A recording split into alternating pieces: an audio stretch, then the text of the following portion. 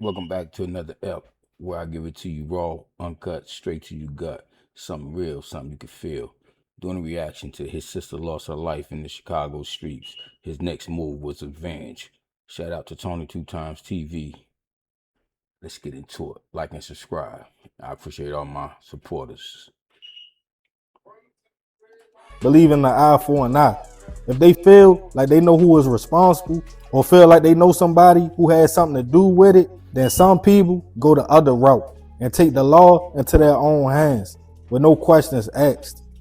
And on this episode of Hood Tales, we'll be taking it to Chicago, Illinois to discuss the recent case of a man whose sister lost her life in the streets, so his next move was revenge.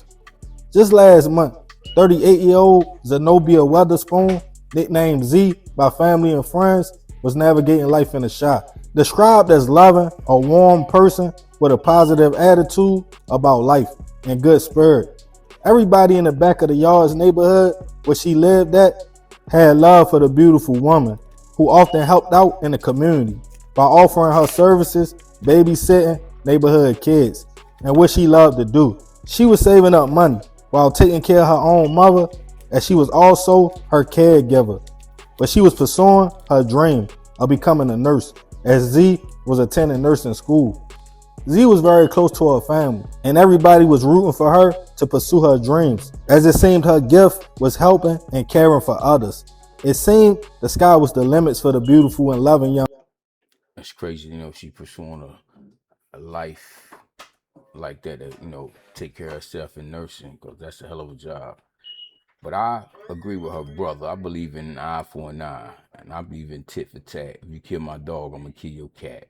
Straight like that. That's how I believe too. Young woman. But around about late June, early July of this summer, Z seemed to just disappear. Family stopped hearing from her, and nobody saw her, which wasn't like Z and wasn't her personality. She always wanted to be around family and friends.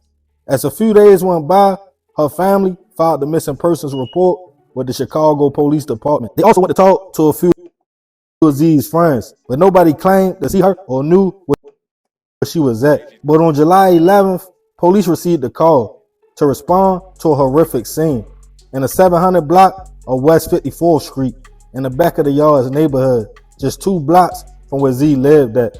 When they got there, they found the body of a woman inside a trash can that was already pronounced gone at the scene. The onlookers and witnesses saw the body. Some people, sadly enough, started recording and taking pictures and uploaded the video and photos to social media.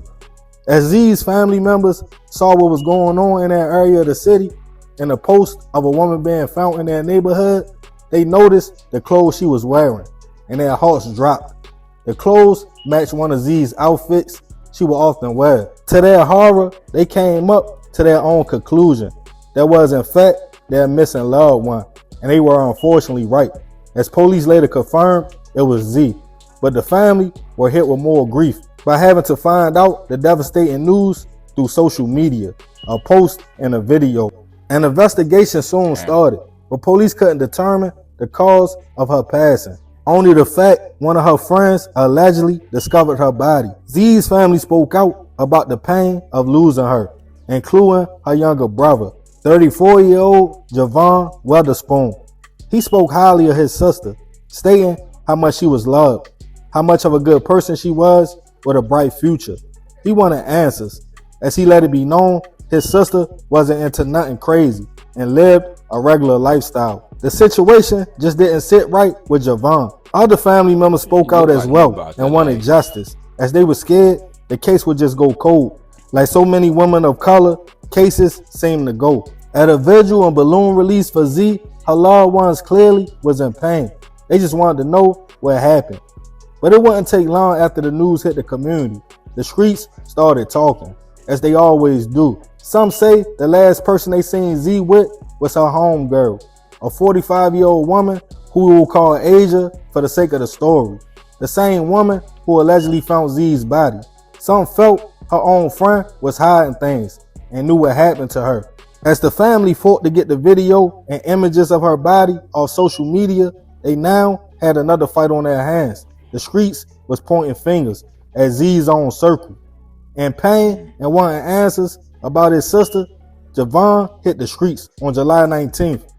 He would find himself at a liquor store in the same back of the yards neighborhood where his sister's body was found, when allegedly Javan saw Asia, his sister's friend. Now hearing all the talk in the streets, his pain turned into anger. He allegedly walked up to Asia and asked her, like, bro, what you know about my sister? As an argument started between the two, according to sources, Javan upped the gun, smacked Asia with it before letting off a shot, hitting her. As she fell to the ground, he walked off before turning around, letting off more shots, then running. Witnesses called CPD, and everybody knew the alleged trigger man, including Asia, who was shot but in stable condition. Being that it was broad daylight outside, 2 o'clock in the afternoon, it wouldn't take long for police to track down Javan. He was taken into custody, charged with attempted first-degree hit and weapon violations, in a case pointed to as retaliation. As of now, no suspect has been arrested in Z's case, and her cause of passing has not been released to the public. Even though Javan was pointed to as the shooter by witnesses, he still hasn't made his way to court yet. The case is still new, and he is innocent until proven otherwise. Rest in peace to Z. I send my prayers and deepest condolences to her family. I know they were devastated to find out she lost her life by a person posting a video on social media.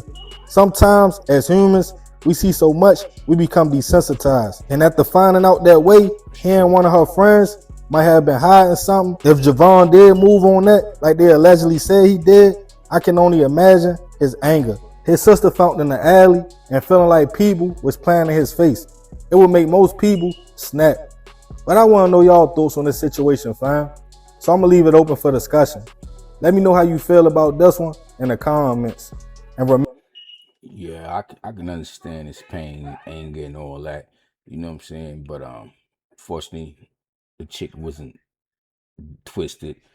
But if they know something, man, and then don't tell it, then I mean, evidence is looking at them. So I probably would have done it a different way, make sure I got away with it. But I never would have left them where they could breathe. You know what I'm saying? But I can't knock the dude. You know what I'm saying? So y'all let me know in the comments what y'all think. Is it 949, or do y'all believe in letting the court do its justice? You know what I'm saying? Until the next one, peace. Like and subscribe.